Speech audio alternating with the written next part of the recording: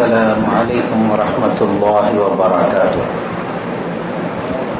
سلام کا جواب دو.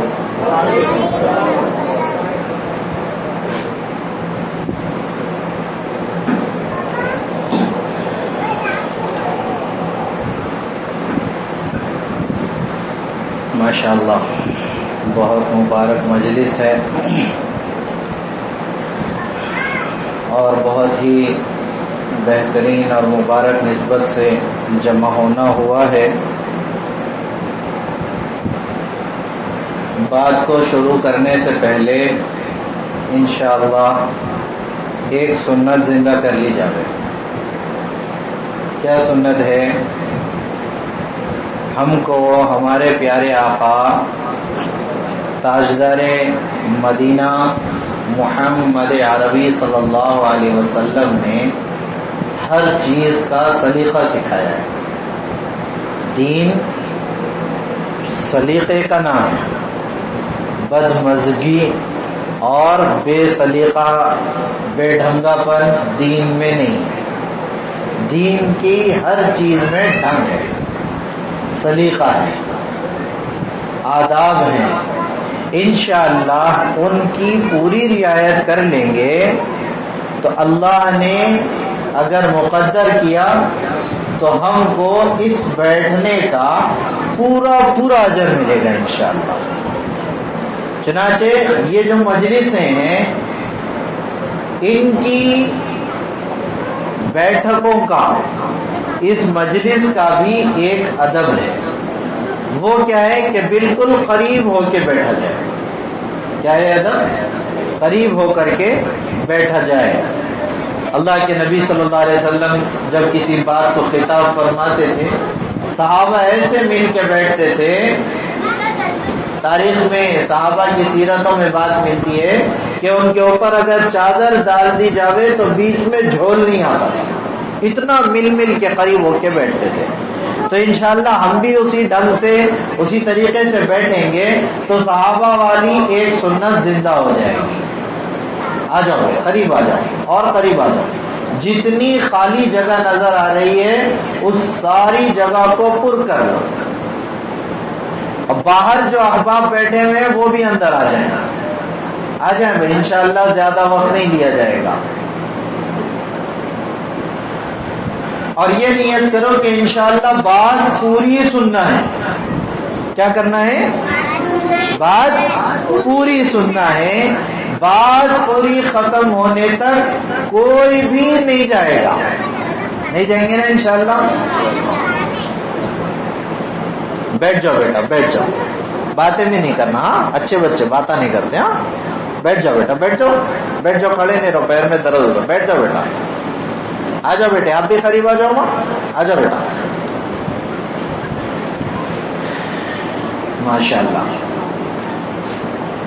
اللہ بہت مبارک کرے آپ لوگوں کی محنتوں کو. بہت اچھا لگتا ہے اتنے چھوٹے چھوٹے ستاروں سے، جھلملاتے ستاروں سے قرآن کا اور حدیثوں کا، نعتوں کا اس دور میں سننا جس دور میں ہر جگہ اٹھے بیٹھے گانے چلتے ہیں.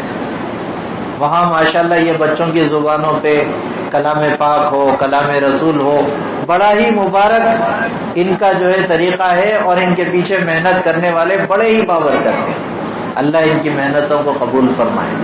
اللہ بے حد برکت دے. اللہ نظر بد سے محفوظ فرمائے. تو میرے عزیزوں، آپ حضرات سے گزارش ہے ایک مرتبہ درود شریف پڑھیں. اللہم صلی علی سیدنا و شفیعنا و حبیبنا و نبینا و مولانا محمد عبدہ و رسولہ.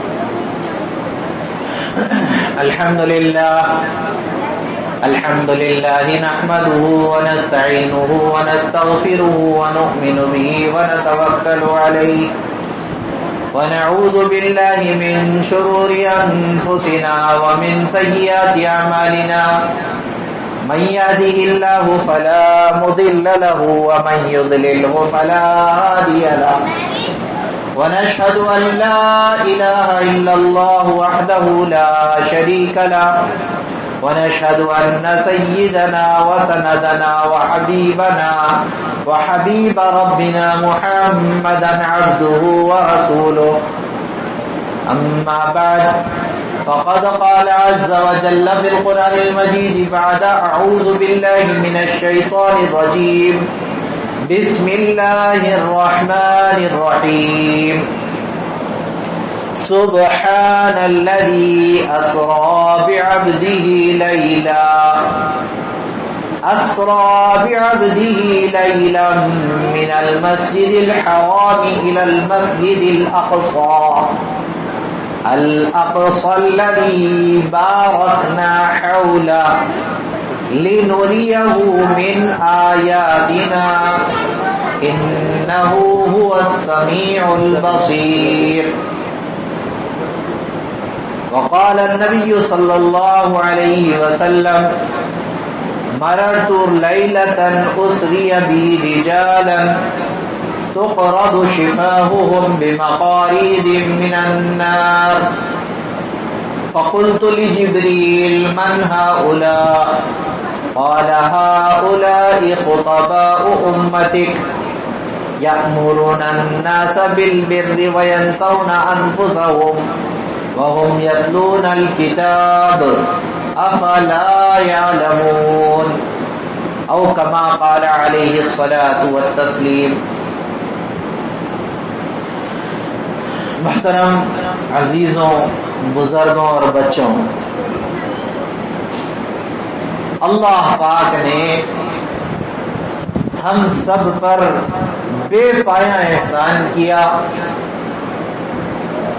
اور اتنا انعام اللہ نے ہم پر کیا جس کا ہم کو خود اندازہ نہیں ہے. ہمارا وہ مقام اللہ نے منتخب کیا جس کا خود ہم کو اندازہ نہیں ہے. ہمارا مقام کس نے منتخب کیا؟ اللہ نے. دیکھو یہاں پر بیان نہیں ہوگا. کیا نہیں ہوگا بیٹا؟ ہاں، میں کوئی مقرر نہیں ہوں، کوئی بڑا خطیب نہیں ہوں، مذاکرے کے لیے بیٹھا ہے. حضرت کا حکم ہوا، بیٹھ گیا تعمیل میں. سمجھ میں آئی بات؟ کیا ہوگا یہاں پہ؟ مذاکرہ ہوگا. کیا ہوگا بھائی؟ ارے بولو نا، زور سے بولو. ہاں، مذاکرہ ہوگا.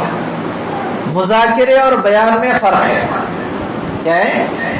مذاکرے اور بیان میں فرق ہے.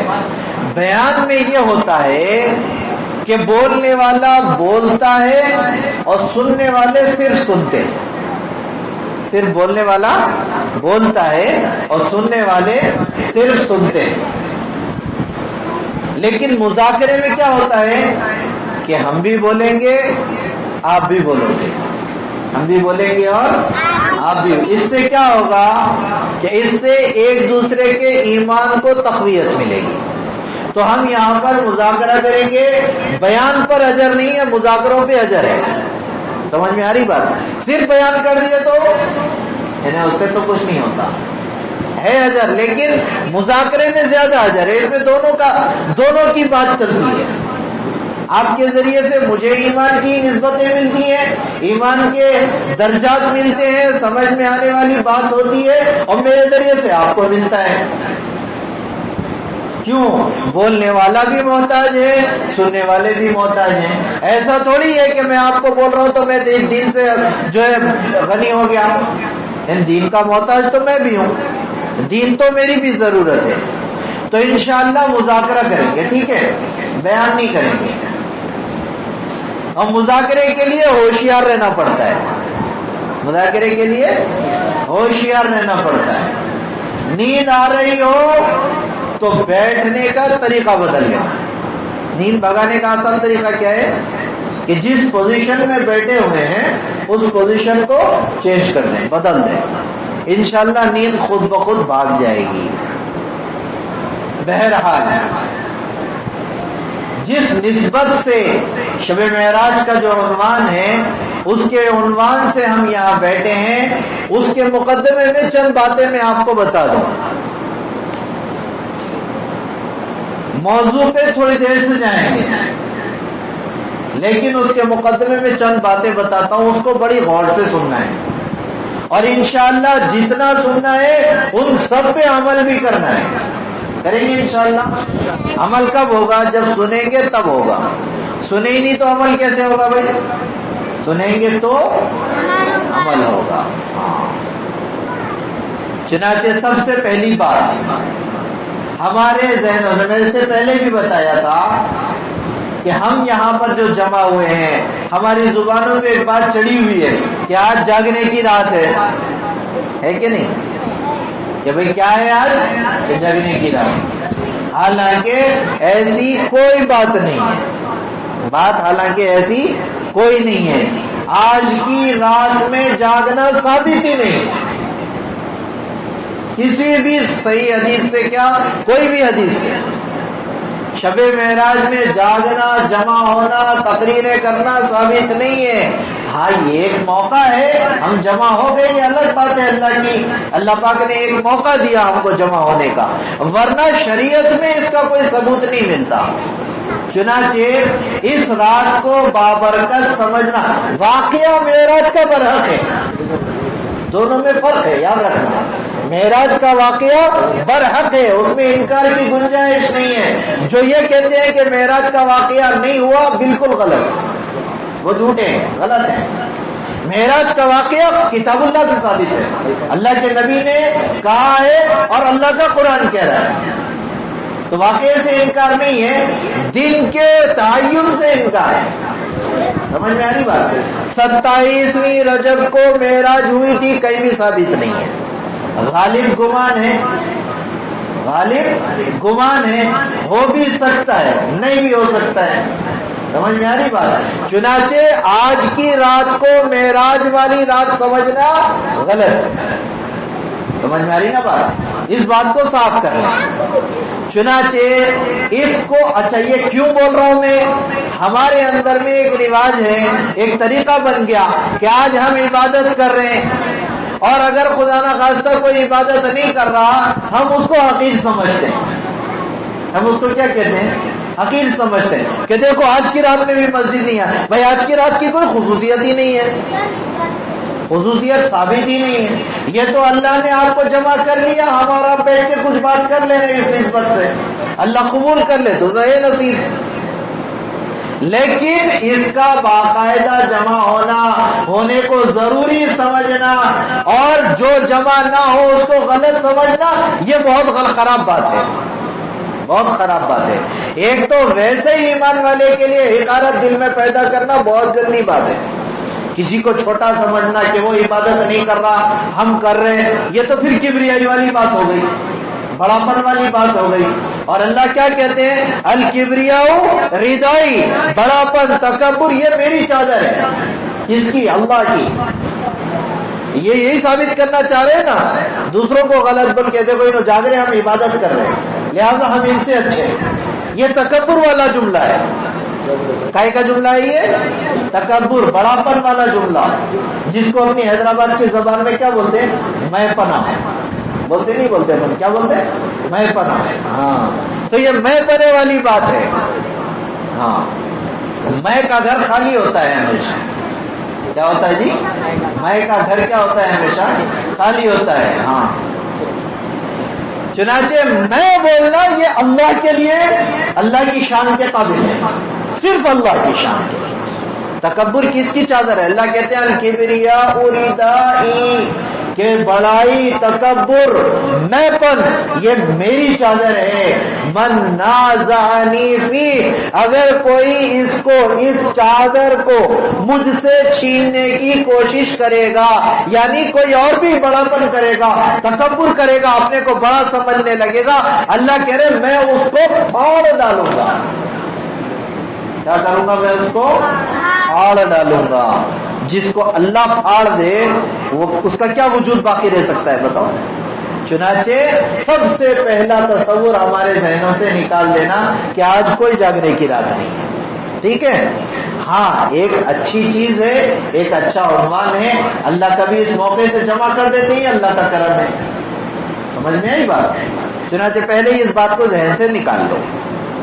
اب یہاں جمع کیوں ہوئے؟ جمع ہوئے ہیں اس نسبت سے شب معراج کے عنوان پہ. اب جائیں گے موضوع پہ کہ یہ کیا واقعہ تھا, کیوں ہوا, کیا وجہ بنی معراج کی, معراج کہتے کس کو ہیں, کون سے مہینے میں ہوا, اور کیا صورت بنی اس کے ہونے کی, اس کے پیچھے بیک گراؤنڈ کیا ہے. یہ باتیں کیا ہیں یہ انشاءاللہ آپ سنیں گے. سمجھ میں آ رہی نا بات؟ دیکھو ہمارا ضابطہ اور طریقہ ہے, ہمارے کسی بچے کو اگر ماں باپ ہیں تو ان کا طریقہ کیا ہوتا ہے کہ ان کے کسی بچے کو, میں ہوں یا آپ ہیں, کسی میرے بچے کو یا آپ کے بچے کو کوئی چوٹ لگ گئی, کوئی صدمہ پہنچ گیا, کوئی تکلیف ہو گئی, تو ہم کیا کرتے ہیں اس کی تکلیف کو ختم کرنے کے لیے, اس کے ذہن کو تکلیف سے ہٹا کر اس کے دل کو سکون پہنچانے کے لیے مختلف قسم کے بہانے ڈھونڈتے کہ بچہ اس طریقے سے بہل جائے, ایسے کر کے بہلا دیں. چنانچہ کبھی اس کو ٹافی دے دی, کبھی چاکلیٹ دے دیا, کبھی اس کے ہاتھ میں آئس کریم دے دیے, کہیں گھمانے لے کے چلے گئے باہر. یہ کیوں ہوا؟ کیونکہ اس کے دل کو جو تکلیف ہو رہی ہے اس تکلیف کو اس بہانے سے ختم کر دیا جائے. چنانچہ معراج کا جو واقعہ ہوا, یہ واقعہ بھی اللہ کے نبی صلی اللہ علیہ وسلم کے دل کی تکلیف کو ختم کرنے کی ایک شکل تھی. اللہ کے نبی سے اللہ کو بے پناہ محبت ہے, اللہ کی محبت کا اندازہ ہی نہیں لگا جا سکتا جو اللہ نے حضور سے محبت کی ہے. جتنی محبت اللہ کو اپنے نبی سے ہے اس محبت کا اندازہ نہیں لگا سکتے. سمجھ میں آ رہی نا بات؟ ایک تو ہے عام آدمیوں سے اللہ کی محبت, کتنی محبت ہے عام آدمی سے. اللہ کے نبی صلی اللہ علیہ وسلم نے صحابہ سے فرمایا, روایت میں بات ملتی ہے کہ اگر کسی غیر مسلم کو, کس کو, ذرا بولنا میری بات دوہرانا, کس کو بھائی, غیر مسلم کو, مسلمان کو نہیں, ایمان والے کو نہیں, کسی غیر مسلم کو اگر یہ بات پتہ چل جائے کہ اللہ اس سے کتنی محبت کرتے ہیں تو اس بات کو جان کر وہ اس کا دل خوشی سے پھٹ کے مر جائے گا. یہ کس سے محبت اللہ کی؟ ارے بولو نا جی, غیر مسلم سے اللہ کی اتنی محبت, تو ہماری محبت کیا ہوگی اللہ کے پاس؟ ایک اسلام لانے والے سے, ایک ایمان والے سے اللہ کی کتنی محبت ہوگی, اور پھر ایک عام ایمان والے سے اللہ کی اتنی محبت, تو ان ایمان والوں کے نبیوں سے اللہ کی کتنی محبت, اور ان نبیوں کے سردار محمد عربی صلی اللہ علیہ وسلم سے اللہ کی کیا محبت ہوگی. اندازہ لگا سکتے؟ اتنی زیادہ محبت ہے تو اس محبت کے بالکل شایان شان تھی یہ بات کہ اس نبی کے دل کو تکلیف ہوئی ہو تو اس کے دل کو بہلانے کے لیے, اس کے دل کو سنبھالنے کے لیے, اس زخم کا مداوع کرنے کے لیے معراج کا یہ سفر کرایا گیا. کیا تکلیف ہوئی؟ کہاں ہوئی تکلیف؟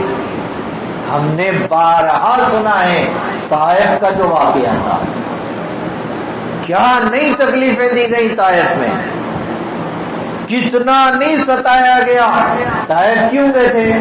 اللہ کے دین کو پھیلانے کے لیے, امت کی رہبری کے لیے طائف گئے. لیکن وہاں جانے کے بعد کیا حشر ہوا؟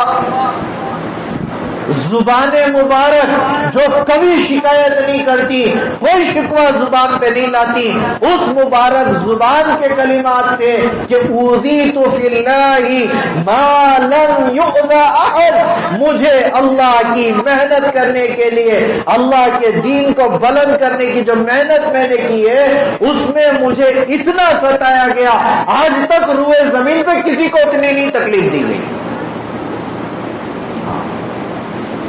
چنانچہ طائف کا کیا عالم تھا، حضور پاک علیہ السلام گزرتے تو نعوذ باللہ پیچھے سے ایک کون، خود سگا چچا کیا کہتا تھا کہ یہ دیوانہ ہے، نعوذ باللہ من ذالک۔ اللہ کے نبی کو کیا کہتا تھا کہ یہ دیوانہ ہے، پاگل ہے، مجنون ہے، نعوذ باللہ من ذالک۔ اور چند لوگ ایسے تھے جو حضور پاک صلی اللہ علیہ وسلم کو پتھر مارا کرتے تھے، پتھر مارا کرتے تھے۔ ذہنی اذیت، بدنی اذیت، فزیکل ٹارچر، مینٹل ٹارچر، دونوں طریقے سے ٹارچر کیا گیا۔ ٹارچر کرنے کے دو طریقے ہوتے ہیں، ایک تو ہوتا ہے فزیکلی ٹارچر کرنا، بدن کے کسی عضو پہ مارنا، تو اللہ کے نبی کو پتھروں سے مارا گیا۔ روایتوں میں اور بعض ضعیف روایتوں میں یہاں تک بات ملتی ہے کہ بدن مبارک سے اتنا خون بہا کہ جوتی مبارک میں آ کے ایسے جم گیا کہ جوتیاں پاؤں سے نکلنی مشکل ہو گئی۔ کس کا خون بہ رہا ہے؟ کائنات کی سب سے عظیم ہستی کا۔ اور کس کے لیے بہ رہے؟ انہی کی ہدایت کے لیے بہ رہے۔ کیا نہیں تکلیف دی ہوگی، جملے بازی کر کے، فقرے بازی کر کے، پیچھے سے پاگل بول کر کے مینٹل ٹارچر کہا گیا، پتھروں سے مار کر کے فزیکل ٹارچر کیا گیا۔ اتنی تکلیفیں ملی، اتنی تکلیفیں طائف میں اٹھائیں، آ کے کہنے لگے اے اللہ آپ نے مجھے کون سی قوم کے پاس بھیج دیا؟ اشکو بثی و حزنی الی اللہ، خیر میں اپنے سارے غم کو اللہ تیرے حوالے کرتا ہوں، میں اپنے سارے غم کو تیرے حوالے کرتا ہوں۔ اے اللہ میری یہ جو قوم مجھے تکلیف دے رہی ہے نادان ہے، مجھے جانتی نہیں، تو انہوں نے جو مجھے تکلیف دی ہے اس کے بدلے ان کو تکلیف مت دے۔ کیا میرا نبی رحمت والا، کیا میرے نبی کی شان اونچی، اتنا سب کچھ سہنے کے بعد بجائے بدلہ لینے کے، بجائے بددعا کرنے کے، بجائے ان سے نقصان پہنچانے کے، ان کے لیے دعائیں مانگتے ہیں۔ یہ ان کی شان ہے۔ اور آج ہم انہی کی امت میں رہ کر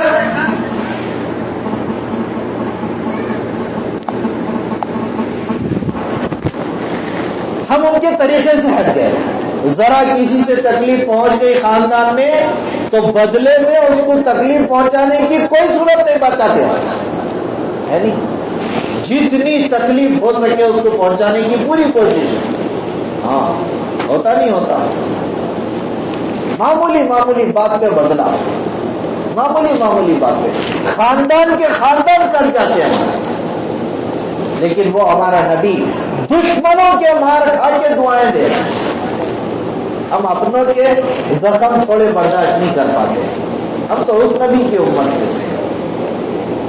بہرحال طائف میں اتنا ستایا گیا، اتنا دل کو دکھ دیا گیا، اس کے واقعے کے بعد اس دل کے زخم کو بھرنے کے لیے اللہ نے سن 11 ہجری میں معراج کروایا۔ کیا کروایا؟ پھر معراج کروایا۔ کہاں سے ابتدا ہوئی سفر کی؟ معراج رجب کے مہینے میں ہوئی ہے، یہ بات یقینی ہے، رجب کے مہینے میں ہوئی یہ بات یقینی ہے، لیکن تاریخ 27 تھی یقینی نہیں۔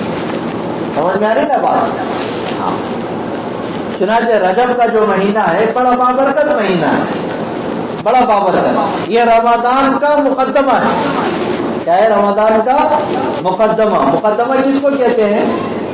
ہم نے اپنی کتابوں میں دیکھا، اسکول کی جو کتابیں ہوتی ہیں نا، کتاب شروع ہونے سے پہلے، مین سبجیکٹ کتاب کا شروع ہونے سے پہلے انڈیکس رہتا نہیں رہتا کتابوں میں، انڈیکس کا مطلب کیا ہے کہ اب یہ انڈیکس ختم ہوگا تو مین ٹاپک پہ آئیں گے. تو رمضان مین ٹاپک ہے، اس کا مقدمہ یہ رجب اور شعبان. چنانچہ رجب کا جب چاند دیکھ لیتے تھے اللہ کے نبی علیہ الصلوۃ والسلام تو رمضان کی تیاری شروع کر دیتے تھے. کس کی تیاری؟ رمضان کی تیاری شروع کر دیتے تھے. تیاری کیسی؟ تیاری کیسی؟ اپنے ایمان کو اور مضبوط کرنا، اس کی ساری شکلیں، روزے کے اعتبار سے، عبادتوں کے اعتبار سے تیاری ہم بھی کرتے ہیں، لیکن ہماری تیاری میں ان کی تیاری میں فرق ہے. ہم کیا تیاری کرتے ہیں؟ پوری شاپنگ کا انتظام، پورے بازاروں کی سیر کرتے نہیں کرتے. ارے رمضان آ رہا بھائی، تیاری کرنا ہے. کیا تیاری کرنا ہے صاحب؟ کہ بازار کو جانا ہے، کپڑے خریدنا ہے. ہاں ہماری یہ تیاری. وہ تیاری کیا کرتے تھے کہ رمضان آیا ہے، رمضان نیکیوں کے لوٹنے کا موقع ہے، لہذا ہم اس قابل بن جائیں اب کہ رمضان کا کوئی بھی عمل ہم سے چھوٹنے نہ پائے، اجر سے بالکل محروم نہیں ہونا. چنانچہ اپنے صحت کا پورا خیال رجب سے شروع کر دیں. یہ تیاری ہے. کوئی اگر بیماری ہو رہی ہے فوری علاج کروائیں. کیوں؟ ایک مہینہ بھی نہیں ہے، پھر رمضان آئے گا تو روزے چھوٹ جائیں گے. یہ تیاری ہے. کپڑے خریدنا تیاری نہیں ہے. ہاں کوئی پریشانی ہے ختم کر لو، رمضان سے پہلے پہلے فٹ ہونا ہے. یہ ہے کہ روزے پورے رہیں، تراویح پوری پڑھیں، ہاں تہجد رمضان کی نہ چھوٹے، ساری عبادتیں رمضان کی کرنے کے قابل بن جائیں. یہ ہے. بہرحال جب رجب کا چاند دیکھتے تو میرے اور آپ کے آقا صلی اللہ علیہ وسلم ایک دعا مانگا کرتے تھے. کیا دعا مانگا کرتے تھے؟ اللہم، بولو میرے ساتھ تاکہ ہم بھی اس سنت میں شامل ہو جائیں. اللہم بارک لنا فی رجب و شعبان وبلغنا رمضان.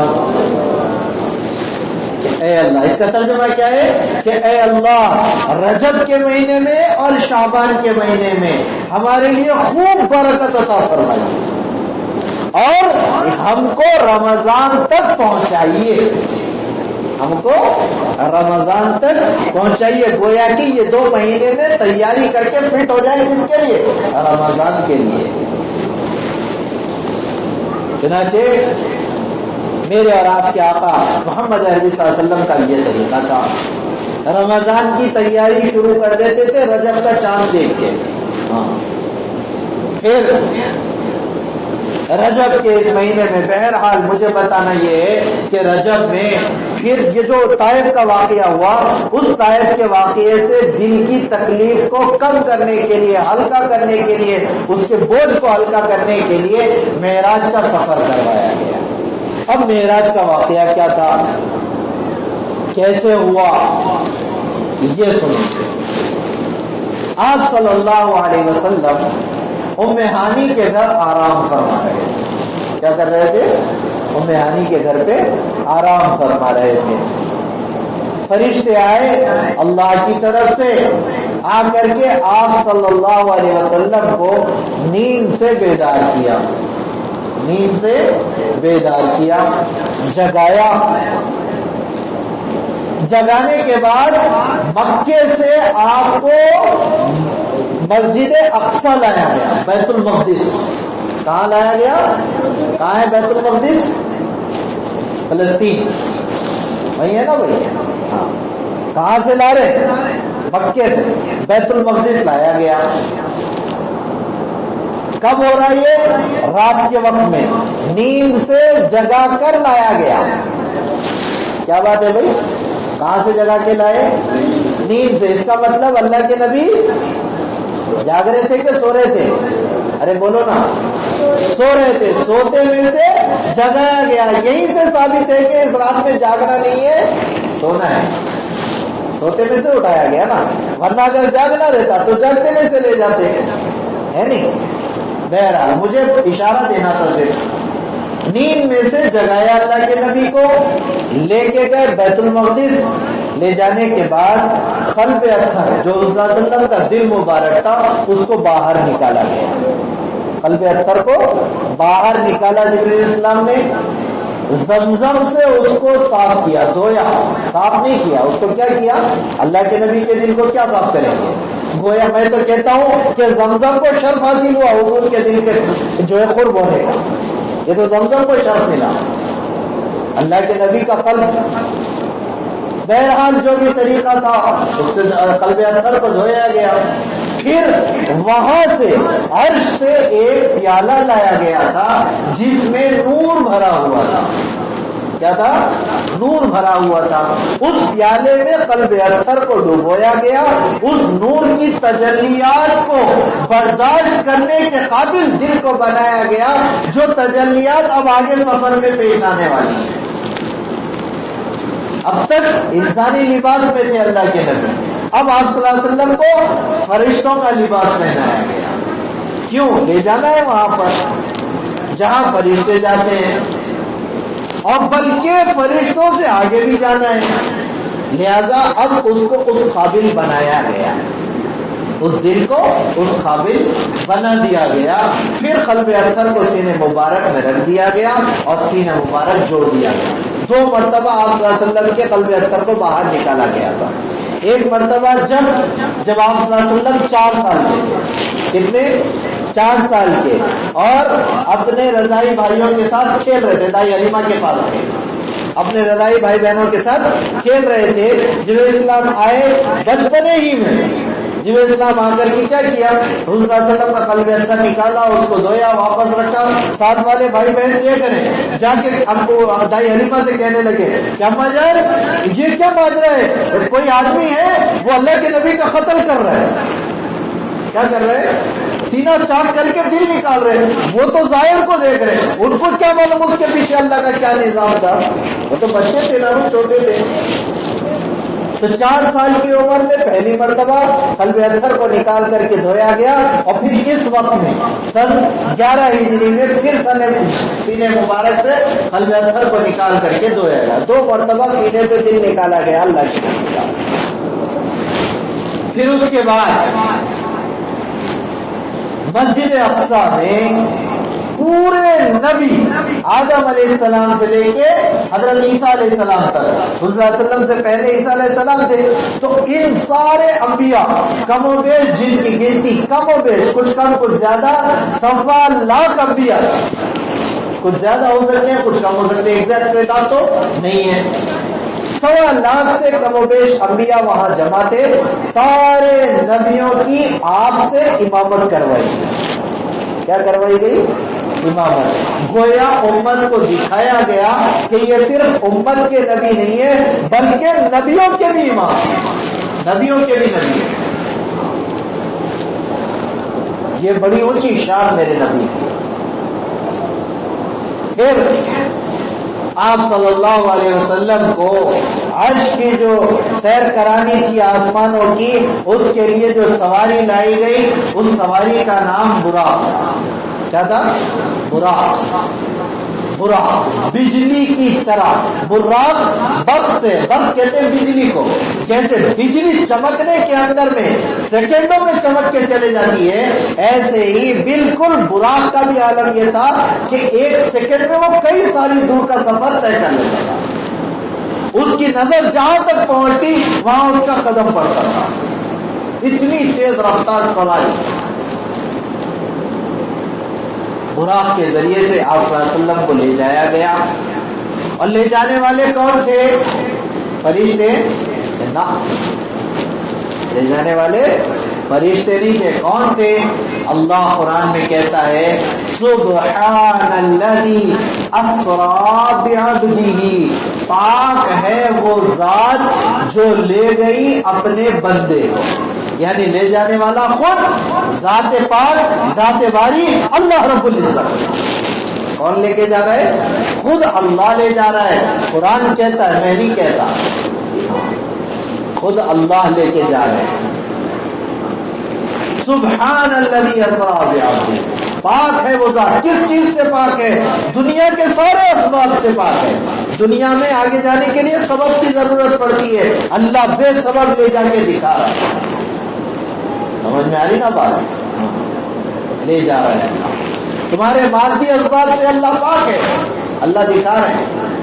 مادی اسباب کیا ہے کہ راکٹ ہو اور فلا پلین ہو، فلائٹ ہو تو جا سکتے. اللہ براق بھی جا کے دکھا رہے ہیں، دیکھو تمہاری مادی اسباب کا ہم محتاج ہیں، ہم پاک ہیں ان سارے اسباب. چنانچہ آپ صلی اللہ علیہ وسلم کو سفر شروع کرایا گیا بیت المقدس، مسجد اقصی سے سفر شروع کرایا گیا.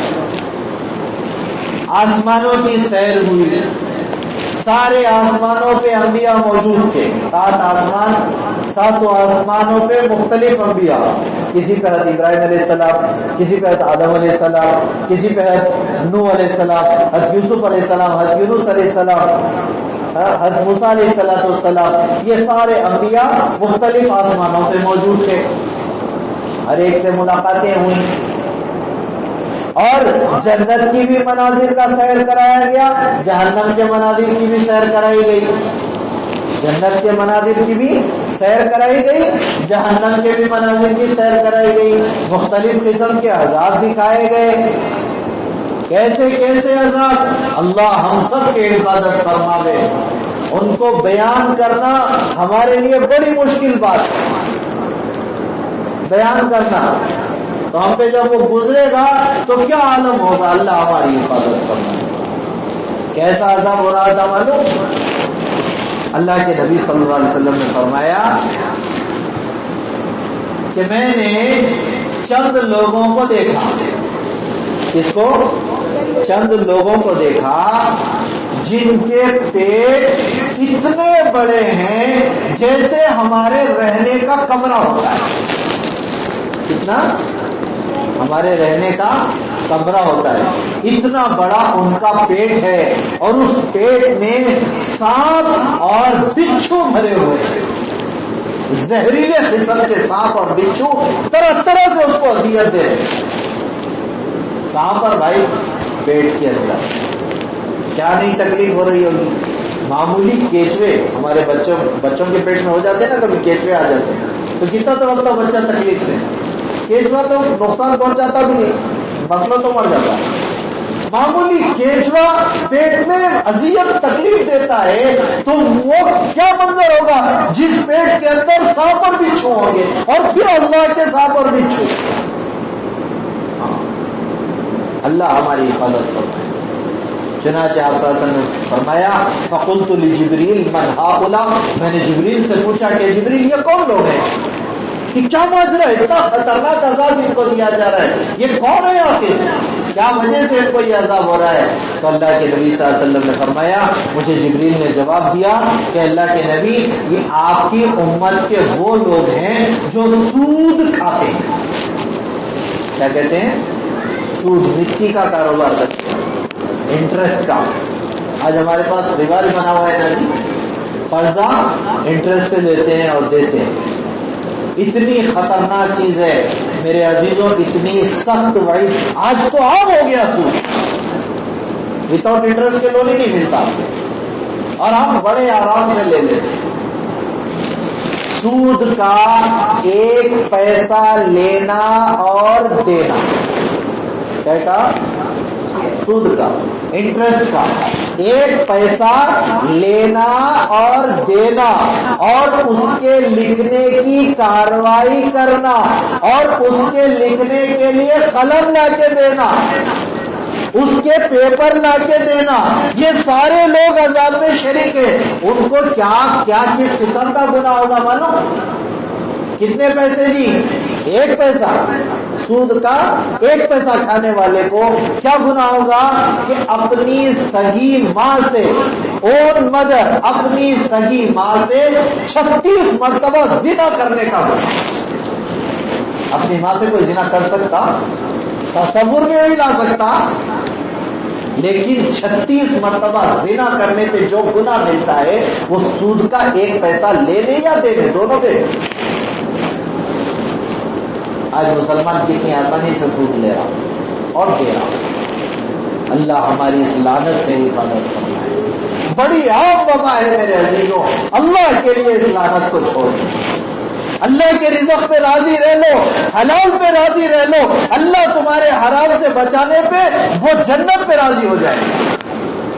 اللہ نے فرمایا نا، حدیث قدسی ہے، میں آپ کو سناتا ہوں، بڑی پیاری حدیث ہمارے لیے اور ان کے لیے جو غریب ہیں ان کے لیے سناتا ہوں، مالداروں کے لیے نہیں، مالداروں کے لیے اجر الگ سے ہے، میں غریبوں کے لیے بتاتا ہوں۔ اللہ فرماتے ہیں جو میرے تھوڑے سے حلال پہ اکتفا کر لے گا، کس پہ؟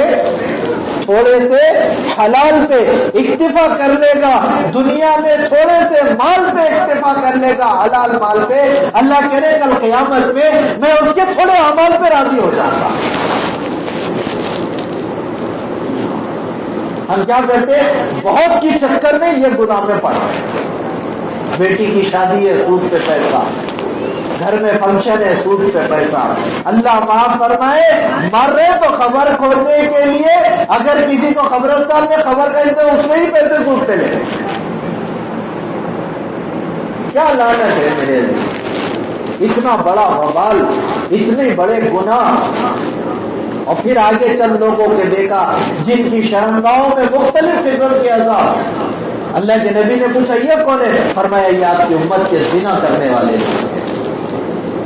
اور چند لوگ تو ایسے تھے، فرمایا اللہ کے نبی صلی اللہ علیہ وسلم نے رأیت رجالا تقرض شفاؤہم بمقارض من النار، میں نے دیکھا کہ ان کے جو ہونٹ ہے نا، یہ ہونٹ، ان کو آگ کی خینچیوں سے کاٹا جا رہا تھا۔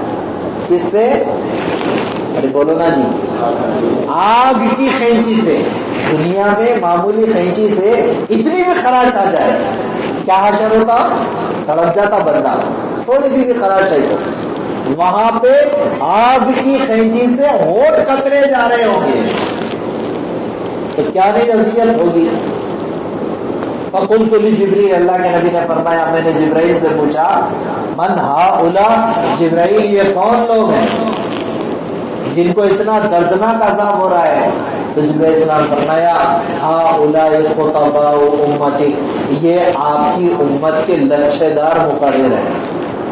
کون ہے یہ آپ کی امت کے لچھے دار مقرر؟ بیٹھ کے خوب شاندار بیان کر دیے، خلصہ یا ہم میں سے کوئی بھی ہو، خوب بہترین بیان کر دیے لچھے دار، لیکن جن باتوں کا لوگوں کو حکم کیے خود ان میں مبتلا ہے، جن کو رکنے کا حکم کرے خود ان میں۔ سود کی لالچ میں پورا 1 گھنٹہ بیان کرے، باہر جا کے سود کا کاروبار روز کرے،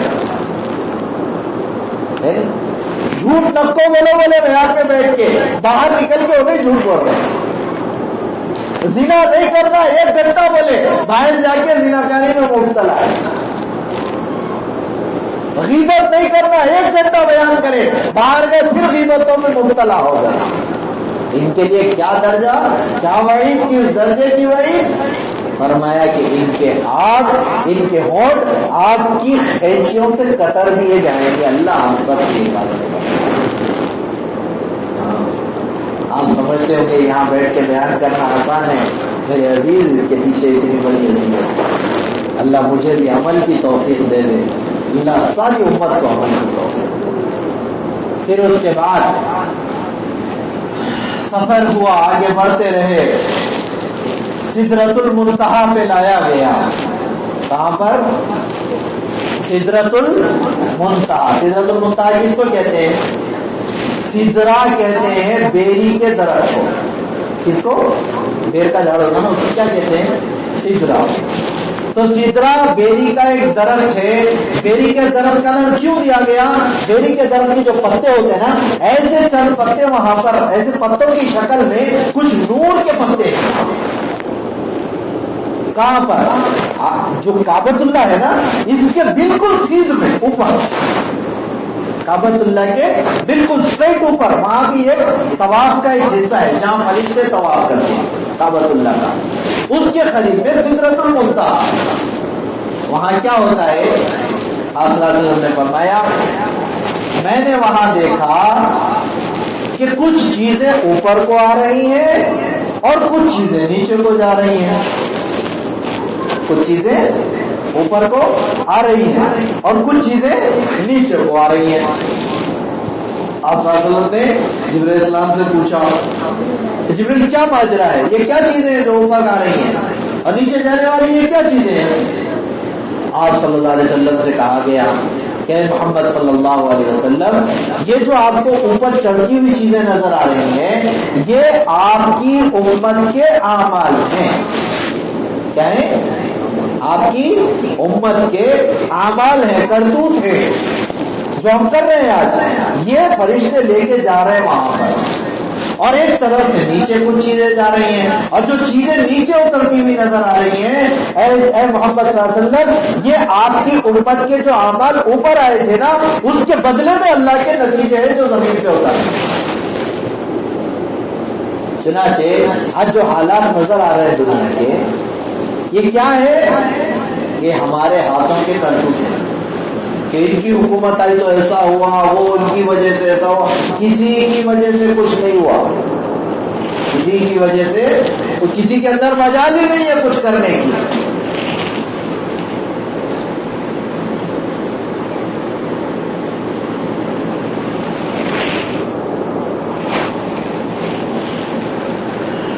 اللہ نے قرآن میں فرمایا نا کہ یہ تمہارے ہاتھوں کے بما کسبت ایدی الناس, یہ کیا ہے کہ لوگوں کے ہاتھ کی کمائی ہوئی کمائی ہے, یہ ہوئے اعمال ہے, اس کا نتیجہ بھگت رہے ہیں. جیسے ہم عمل اللہ کے پاس پیش کر رہے ہیں ویسے اللہ کے نتیجے آ رہے ہیں. اب کس بات کی شکایت اللہ سے کریں گے بتاؤ؟ ہمارے اعمال کو سدھار لیں پہلے, اس کے بعد شکایت اللہ سے کریں. ہمارے عمل کوڑے, ہماری سنتیں صفر, ہماری فرائض ہمارے صفر اور شکایت اللہ سے ہو رہی ہے. تو کیا یہ شکایت کرنا حق پر جانب ہوگا؟ بالکل بھی نہیں. ارے پہلے ہم اس قابل تو بنے کہ اچھا نتیجہ مل سکے. اس کا بیج ڈالا ہے نیمبو کے درخت کا, کس کا بیج بویا بھائی؟ ارے بولو نا, نیمبو کے درخت کا. جھاڑ اگے گا اور اس جھاڑ کو کیا لگے گا؟ ارے بولو نا جی, نیمبو اگے گا. اب قیامت تک اس نیمبو کے درخت سے سیب کی امید کرو. قیامت تک اس نیمبو کے درخت سے سیب کی امید کرو. سیب اگے گا؟ آئے گا؟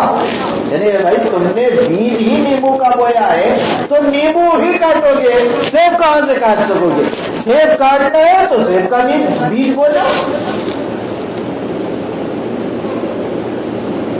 ہمارے اعمال کو پہلے اچھے کریں پھر نتائج کا انتظار کریں, اچھے نتیجے کا. اللہ کی مدد نہیں آ رہی, مصاب پریشانیاں آ رہے, ارے بھائی ہمارے اعمال ہی پریشانیوں والے ہیں.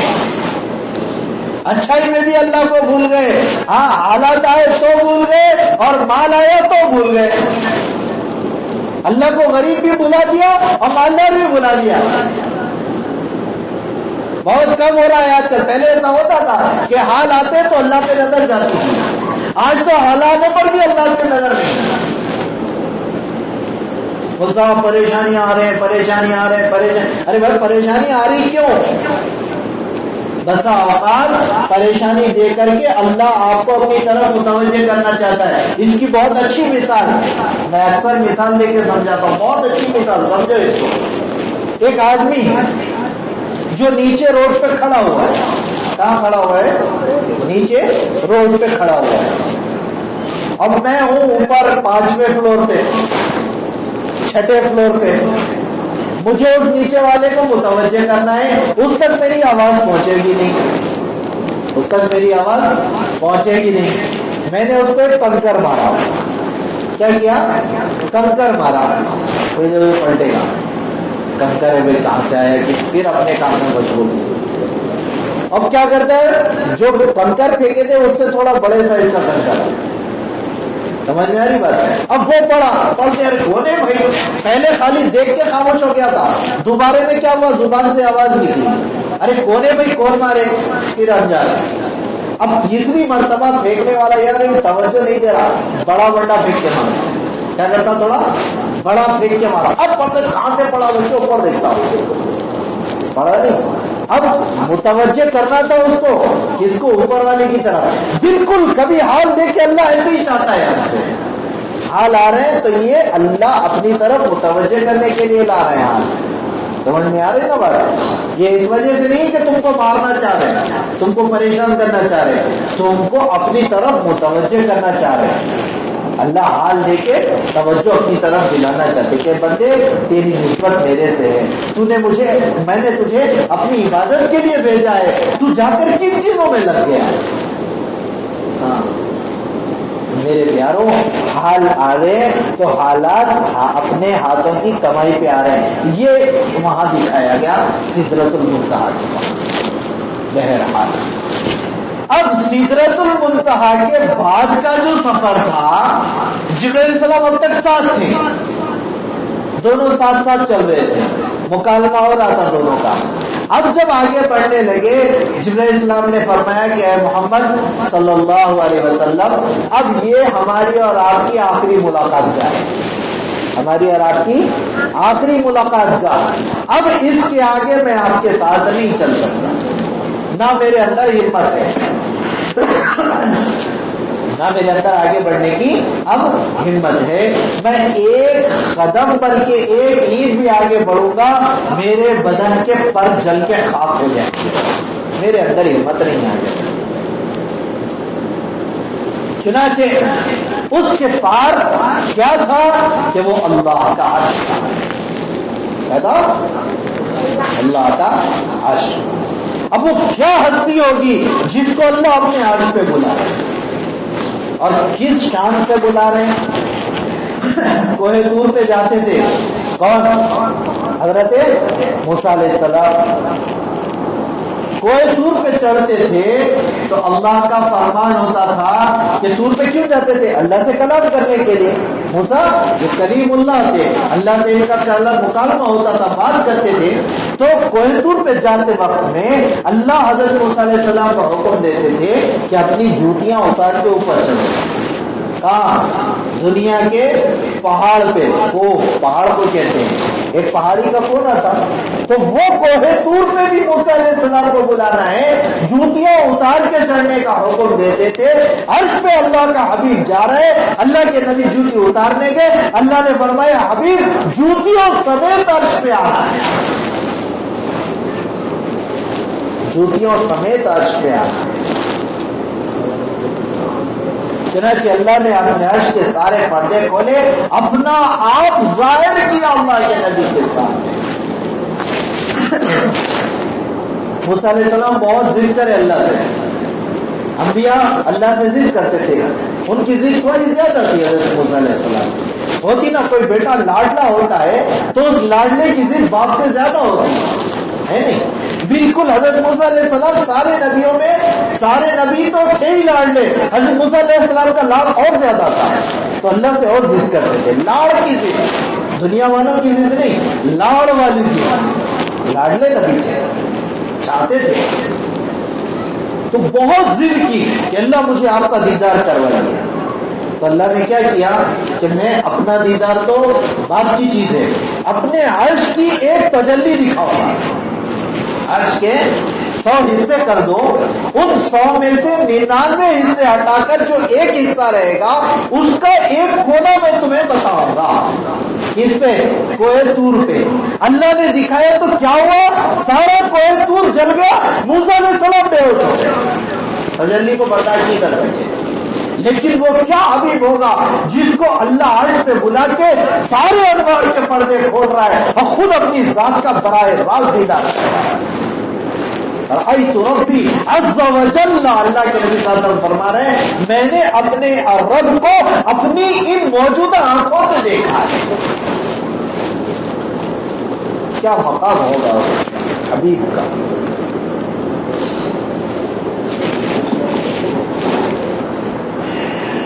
پھر قربت کیسی, کتنا قریب ہوئے, اس کو سمجھنے کے لیے ہم اپنے ذہن کا اندازہ نہیں لگا سکتے. ایک تعبیر قرآن میں اللہ نے دی ہے. کیا تعبیر دی کہ فَكَانَ قَابَ قَوْسَيْنِ أَوْ أَدْنَىٰ, کہ وہ قاب قوسین کی طرح ہو گئے. کون؟ اللہ اور اللہ کے حبیب. قاب قوسین کس کو کہتے ہیں؟ کس کو کہتے ہیں قاب قوسین؟ میں آپ کو سمجھاتا ہوں، سنیں. عرب کا ایک دستور تھا، طریقہ تھا، رواج تھا. عرب میں قبیلے، مختلف قسم کے قبیلے تھے، تو ان کی جنگیں ہوتی تھی آپس میں. اب جنگ ختم کر کے صلح کرنا ہے. کیا کرنا ہے؟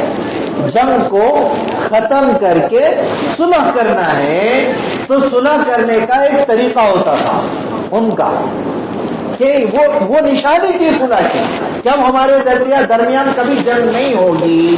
وہ کیا طریقہ تھا کہ دو قبیلے جن میں صلح کرانی ہوتی تھی، ایک قبیلے والا ادھر، ایک قبیلے والا ادھر. ان کے قبیلے کا ایک آدمی اپنا تیرکش لے کے آتا تھا، تیر جو تیر کمان ہوتا نا، وہ تیر لے کے آتا تھا، اور ادھر کے قبیلے والا اپنا تیرکش لا لیتا تھا. تو تیر کیسے ہوتا ہے؟ ایسے سی شیپ میں، ایسے ایک شکل ہوتی اور ادھر تاگا ہوتا اس کو کھینچنے کا. ایسے ہی ہوتا نا تیر، ادھر سی شیپ میں اور ادھر تاگا رہتا کھینچنے کا. تو اس کو کہتے ہیں خوص. اس کو کیا کہتے ہیں؟ یہ سائڈ والے کو خوص. یہ ہے خوص. اور یہ جو ملنے کے حصے ہیں، یہ جو حصے ہیں، تو یہ اپنے تیر سے یہ دو تیروں کو ایسے ملاتے تھے، تیرکشوں کو ایسے ملا لیتے تھے کہ اس کے تیر کا اوپری کنارہ اس کے تیر کے اوپری کنارے سے، اور نیچے والا کنارہ نیچے والے کنارے سے ایسے مل جاتے. اس کا مطلب ہم نے جنگی آلات کو جوڑ لیا ہے، اب ہم جڑنا چاہتے ہیں، لڑنا نہیں چاہتے. چنانچہ یہ ہو گیا خوف اور یہ ہو گیا خواب. اس کو جو ملنے والا حصہ یہ خواب. تو اتنا قریب آ گئے، اب ہم کو دور نہیں ہونا ہے. چنانچہ اللہ نے اسی کو تشبیہ دے کے قرآن میں فرمایا فَكَانَ قَابَ قَوْسَيْنِ، ایسے مل گئے اللہ کے نبی جیسے قاب قوسین. پھر آگے اور کیا فرمایا؟ فَكَانَ قَابَ قَوْسَيْنِ أَوْ أَدْنَىٰ، اس سے بھی زیادہ قریب ہو گئے. اس سے زیادہ قریب کی کیا شکل ہو سکتی ہے؟ ہم اس کو بیان نہیں کر سکتے، یہ اللہ جانے. اتنا قرب، اتنا قرب. چنانچہ ایک شاعر نے اس کی طرف اشارہ کیا کہ میاں نے عاشق و معشوق رمزیز، میاں نے عاشق و معشوق رمزیز کہ کرامن کاتبی را ہم خبر نہیں، کہ عاشق اور معشوق کے درمیان راز و نیاز کی وہ باتیں ہوئی آج پہ کہ لکھنے والے فرشتے جو کرامن کاتبین ہوتے ہیں ان کو بھی خبر نہیں چلی، پتہ نہیں چلا، وہ باتیں راز کی. اور جب اتنی اونچی جگہ پہ اللہ نے بلایا ہے، دیکھو ہم کسی مہمان کو اپنے پاس بلاتے ہیں تو ہمارا دستور ہے کہ ہم اس کو کچھ ہدیہ دیتے ہیں، گفٹ دیتے نا بھائی، تو گفٹ دے دیتے اپنے گھر کے مہمان کو. اور جس کو بہت زیادہ چاہتے ہیں، چاہیتا اگر کوئی مہمان ہمارے پاس آ گیا تو اس کو اور اچھا گفٹ دیتے ہیں. اب وہ تو اللہ کا نبی اور نبیوں کا امام اور اللہ کا اتنا قریب، اس کو اللہ نے وہاں بلایا تو کیا نہیں گفٹ دیا ہوگا. وہ گفٹ کی کیا اہمیت ہوگی جس کو اللہ اپنے سب سے پیارے حبیب کو دے رہے ہیں. چنانچہ اللہ نے ان کو بھی گفٹ دیا. کہاں دیا؟ عرش پہ. دوسری ساری چیزیں جو دی ہے وہ زمین پہ دی ہیں، لیکن وہ گفٹ وہ ہے جو اللہ نے انہیں وہاں دیا، عرش پہ. اور وہ گفٹ کیا ہے؟ نماز. نماز کیا نسبت ہے نماز کی اس سے؟ وہاں کیوں دیا؟ دیکھ کے اللہ نے دکھایا کہ اے نبی آپ کی معراج یہ تھی کہ آپ وہاں سے یہاں آئے، اور یہ نماز آپ کے امت کی معراج ہے. یہ نماز آپ کے امت کی معراج ہے. یعنی آپ کو بلندی پہ ہم نے یہاں تک لایا ہے، آپ کی امت کو بلند ہو کے ہم تک آنا ہے تو یہ پڑھنا پڑے گا. چنانچہ نمازیں ہدیے میں دی گئی تاکہ ان نمازوں کو پڑھ کر کے اللہ کا قرب حاصل کیا جاوے، اپنے مسائل کا حل کیا جاوے. نمازیں بوجھ بن کے نہیں آئی تھی، نمازیں تو خوشی کا دروازہ لائی تھی ہمارے لیے. صحابہ کہتے ہیں لکھا ہے تاریخ کی روایتوں میں جب نماز کا حکم نازل ہوا تھا تو صحابہ خوشی سے ایک دم اچھل رہے تھے، بڑے عجیب انداز میں خوش رہے. تو ساتھ والے جو غیر مسلم تھے وہ صحابہ سے کہنے لگے کہ کیا بات ہے بھائی، آج کوئی تمہاری عید ہے کیا؟ آج تمہاری کوئی عید ہے کیا؟ تم اتنا خوش کیسے ہو؟ کیا بات سے اتنی خوشی ہو رہی ہے؟ تو کہنے لگے صحابہ اکرام کہ نہیں، آج ہماری عید نہیں ہے، آج تو ہم کو اللہ سے لینے کا ذریعہ مل گیا. نماز براہ راست اللہ سے لے. اقرب ما یکون الی العبد السجدہ او کما قال، فرمایا سب سے زیادہ قریب ترین شکل کوئی بندہ اللہ کے قریب پیش کر سکتا ہے تو وہ سجدہ ہے. تو نماز میں سجدہ ہوتا ہے اللہ سے خود کا ذریعہ. اور نمازیں دی گئی، کتنی نمازیں دی گئی؟ 50. کتنی دی گئی ہدیے میں؟ 50 نمازیں ہدیے میں دی گئی. لے کے واپس آ رہے ہیں تو واپسی پہ آسمان پر حضرت موسیٰ علیہ السلام ملے. کہنے لگے یا نبی اللہ کیا گفٹ ملا؟ کہ نمازیں ملی. یہ کتنی ملی؟ 50. ارے 50 آپ کی امت نہیں پڑھ سکتی. کیا کرے گی آپ کی امت؟ 50 نمازیں نہیں پڑھ سکے گی. شفیق تھے، ہر نبی اپنی امت پہ شفقت کرنے والے. چنانچہ رحم کھا کے کہا کہ آپ کی امت 50 نمازیں نہیں پڑھ سکے گی، اللہ سے گزارش کر کے کم کروا دیں. اچھا نہیں پڑھ سکتے، ٹھیک ہے. گئے اللہ کے پاس، کنسیشن کروایا 5 نمازوں کا. 50 میں سے 5 کم ہوئے تو کتنے ہو گئے؟ 45 ہو گئے. اب واپس آئے، پوچھا کتنی نمازیں؟ کہ 45 نہیں اور کم کرواؤ. گئے پھر 5 کم ہوئے، ہوتے 9 ٹرپ کر ہوئے. کتنے ہوئے ٹرپ؟ 9 ٹرپ میں 5 کم ہوئے تو کتنے باقی رہ گئے؟ اب 5 باقی رہ گئے. کہنے لگے اے اللہ کے نبی 5 تو دور کی بات ہے، میری امت 2 نہیں پڑھ سکی تھی، آپ کی امت 5 نہیں پڑھ سکے گی، اور کم کروائیے. اللہ کے نبی نے فرمایا کہ نہیں، اب مجھے اللہ کے پاس جاتے ہوئے حیا ہے. میری امت اتنا بھی لحاظ نہیں کرے گی کیا میری؟ میں اللہ سے اور کتنا کم کروں؟ مجھے شرم آتی ہے اپنے اللہ سے، اب میں نہیں کم کروا سکتا. تو اللہ نے غیب سے آواز دی، اے نبی جی نمازیں پڑھ تو آپ کی امت 5 لے گی، ہم ان 5 پہ پورے 50 کا اجر دیں. تعداد کم ہو گئی، اجر کم نہیں ہوا. لیکن سب سے بڑی افسوس کی بات ہے کہ ہم وہ 5 بھی نہیں پڑھتے. کتنی افسوس کی بات ہے. کتنا ٹائم لگتا نماز میں بتاؤ میرے پیاروں؟ ایک فرض نماز پڑھ کے مسجد سے نکلنے میں مشکل سے 10 منٹ. جس اللہ نے ساری زندگی ہم کو دی، کیا اس اللہ کے لیے ایک نماز کے واسطے 10 منٹ فارغ نہیں کر سکتے؟ یہ المیہ ہے ہمارا، افسوس کا مقام ہے. ہم سب اس میں مبتلا ہیں. اللہ ہماری حفاظت کرتے ہیں. اللہ ہم سب کو عمل کی توفیق دے.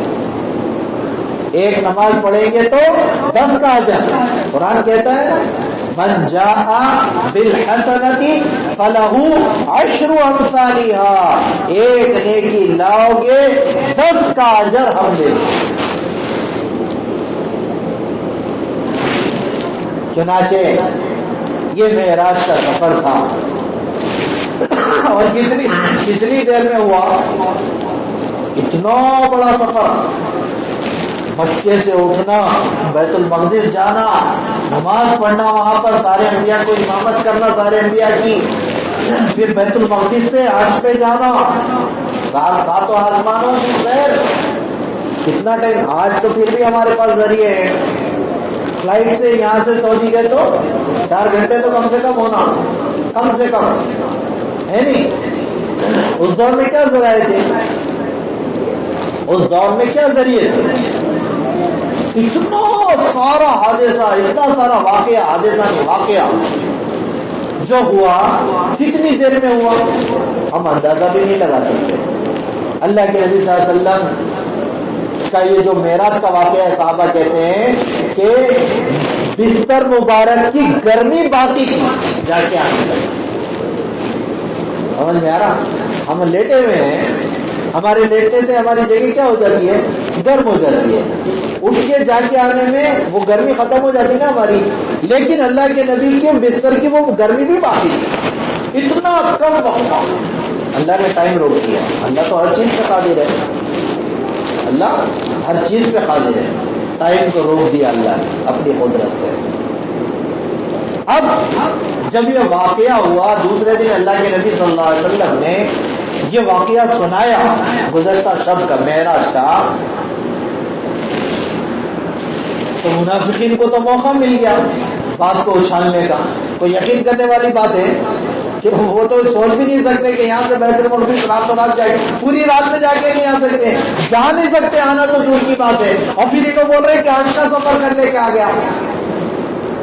چنانچہ منافق کیا کرے، موقع کا فائدہ اٹھانے کے لیے حضرت صدیق اکبر کے پاس گئے.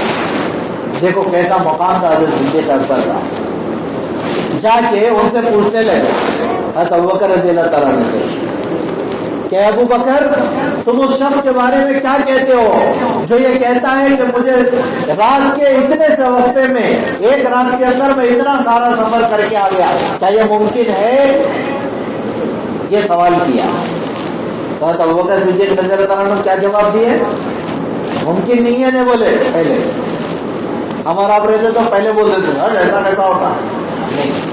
صدیق اکبر کا سوال کیا تھا، جواب کیا تھا؟ کہنے لگے کہ اچھا ایسا کہہ رہے ہیں، مجھے یہ بتاؤ یہ کہنے والا کون ہے؟ ایسا کون کہہ رہا ہے؟ بدگمانی سے بچانا اور خود بھی بچنا یہ تعلیم دے رہے ہیں. سیدھے اٹھا کے فیصلے کر دینا نہیں ہے، یہ طریقہ سکھا رہے ہیں ہم کو کہ کہنے والا کون ہے. تو فرمایا یہ تمہارا دوست ہے محمد صلی اللہ علیہ وسلم جو ایسا کہتا ہے. جو وسلم فرمایا اگر محمد یہ کہتے ہیں مجھے پورا یقین ہے ایسے ہی ہوا ہے، ایسے ہوا ہوگا نہیں، ایسے ہی ہوا ہے. چنانچہ اس بات کی تصدیق کو بالکل نہ کسی سے سنا نہ دیکھا، بغیر سنے اور دیکھے کہ ان کے بولنے پہ بالکل مان لیا. چنانچہ ان کو کہا گیا کہ صدیق یعنی تصدیق کرنے والا، یہاں کے ان کو لقب بھی مل گیا. چنانچہ میرے پیارو یہ جو معراج کا واقعہ اللہ نے ہم کو دیا، اس سے نماز کا سبق ہے. کیا لینا ہے؟ اس سے ہم کو نماز کا سبق لینا ہے. چنانچہ ہم کو یہ نیت کرنی ہے کہ انشاءاللہ ہماری جان چلی جاوے نماز نہیں جانے دیں گے انشاءاللہ. سمجھ میں آ رہی بات؟ تھوڑی سی مشقت اٹھانا نماز کے لیے.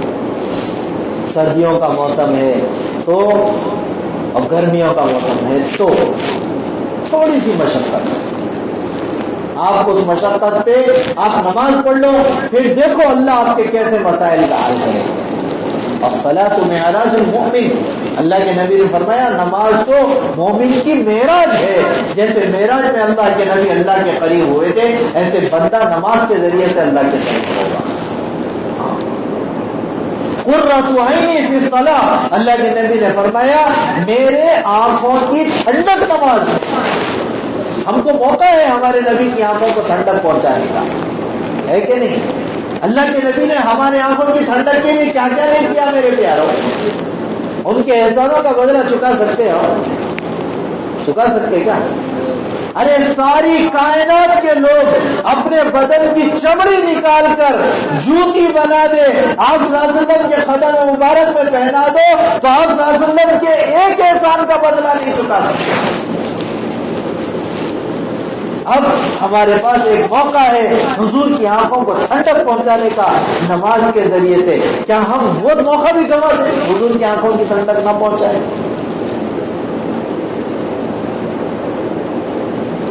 بڑے دھڑلنے سے نماز چھوڑ دیں.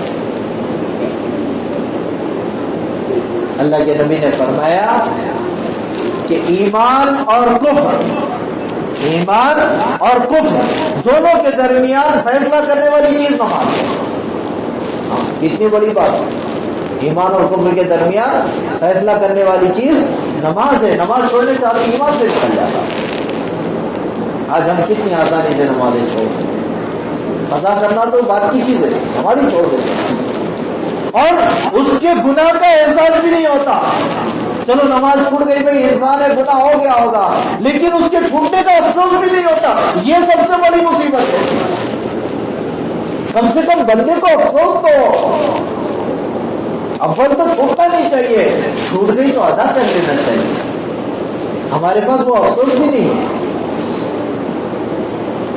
میرے پیاروں, آج سے یہ نیت کرو کہ انشاءاللہ ہم کبھی بھی نماز نہیں چھوڑیں گے.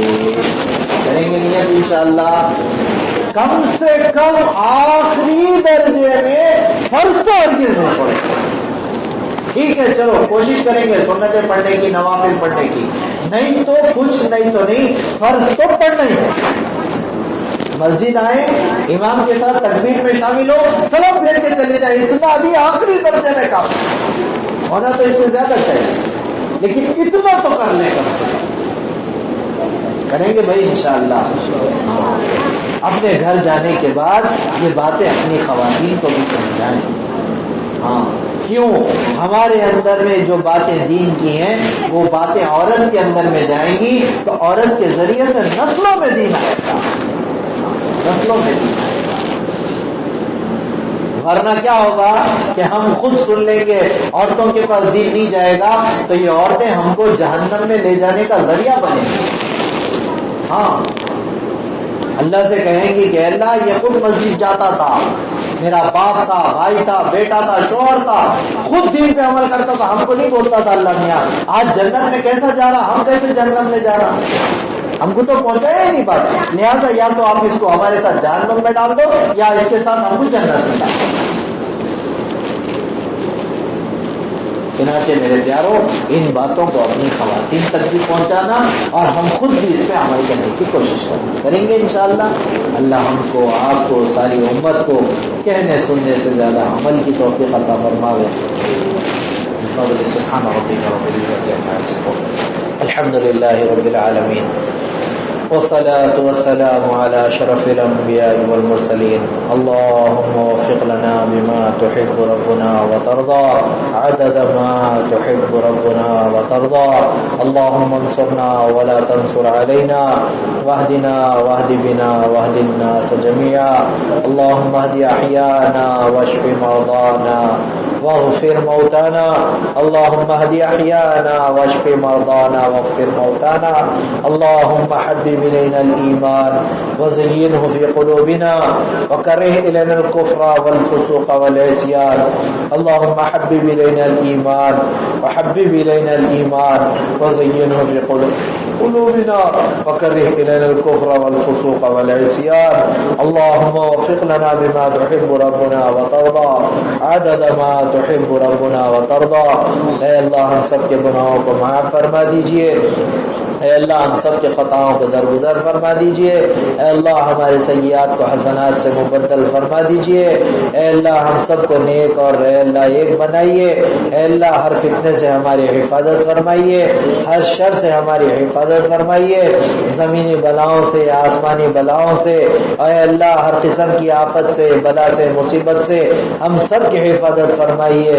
اے اللہ ڈوب کے مرنے سے, اے اللہ زلزلوں کے مرنے سے, اے اللہ بہ کے مر جانے سے, اے اللہ جل کے مر جانے سے, اے اللہ خودکشی کر کے مرنے سے ہم سب کی حفاظت فرمائیے. اے اللہ ہم سب کو جب تک زندہ رکھیے ایمان پہ زندہ رکھ. اے اللہ جب ہماری موت آ جائے تو اپنے اپنے وقت پر اے اللہ خاتمہ بالخیر عطا فرما. اے اللہ ایمان کی حالت میں ہماری موت عطا فرما. اے اللہ ایسی حالت میں ہم کو دنیا سے رخصت فرما کہ جب تو ہم سے راضی ہو چکا ہو. اے اللہ جہنم کے اے اللہ بھڑکتے شعلوں سے ہماری حفاظت فرما. جنت کے حسین مناظر ہمارے مقدر فرما. اے اللہ ہر قسم کا خیر مقدر فرما, ہر قسم کے شر سے محفوظ فرما. اے اللہ ہم میں جو بیمار ہیں ان کو شفا عطا فرما. اے اللہ خاص طور پہ ابا کو شفا عاجلہ کاملہ دائمہ مستمرہ نصیب فرما. اے اللہ ہمارے ماں باپ کو اے اللہ ہمارے سروں پہ تادیر قائم دائم فرما. اے اللہ جتنے بیمار ہیں اے اللہ ہم سب کو شفا دے. خصوصیت کے ساتھ اس مسجد کے جو بھی بھی اے اللہ مصلی اور ذمہ دار حضرات ہیں، اے اللہ ان سب کی عمروں میں برکت عطا فرما، اے اللہ جو اے اللہ یہاں کی کوششیں ہو رہی ہیں ان سب میں اے اللہ تو اپنی بہترین ان کو قبول فرما، اے اللہ جتنے بیمار ہیں یہاں پر ہمارے حاضرین میں اور غائبین میں ان سب کو شفا عاجلہ کاملہ دائمہ مستمرہ نصیب فرما، اے اللہ ہمارے خالہ جان خاص طور پہ جو اس وقت اے اللہ دواخانے میں شریک ہیں ان کو بھی صحت دے، تندرستی دے، عافیت دے، ہماری دادی جان کو شفا دے، صحت دے، تندرستی دے، عافیت دے، اے اللہ یہ مجمع میں جتنے بیٹھے ہیں ان کے جو قریبی رشتہ دار ہیں اے اللہ جو دعا کے لیے کہے ہیں جو کہہ نہیں سکے ہیں اے اللہ جن کے جائز مقاصد ہے اللہ ان سب کو تو اپنے کرم سے پورا فرما، ان کے بیماروں کو بھی شفا عطا فرما، اے اللہ خیر کا ان کے ساتھ معاملہ فرما، صحت تندرستی والی زندگی عطا فرما، اے اللہ جو ہم نے مانگا ہے اے اللہ اپنی حیثیتوں کے مطابق مانگا ہے، اے اللہ ہم کیا ہیں اے اللہ تیرے آگے ہماری کیا حیثیت ہے، اے اللہ تو بڑا عظیم ہے،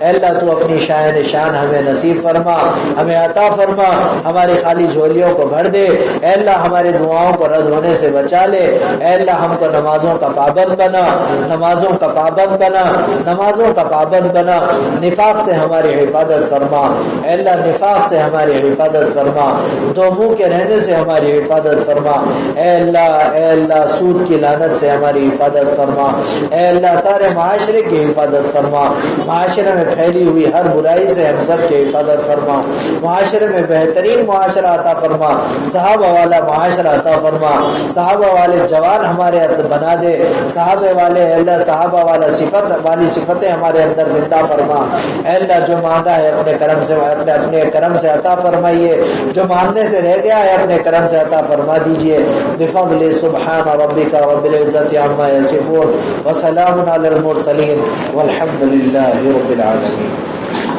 چائے کا انتظام کیا گیا ہے؟ آپ حضرات سے درخواست کی جاتی ہے چائے کا انتظام کیا گیا ہے۔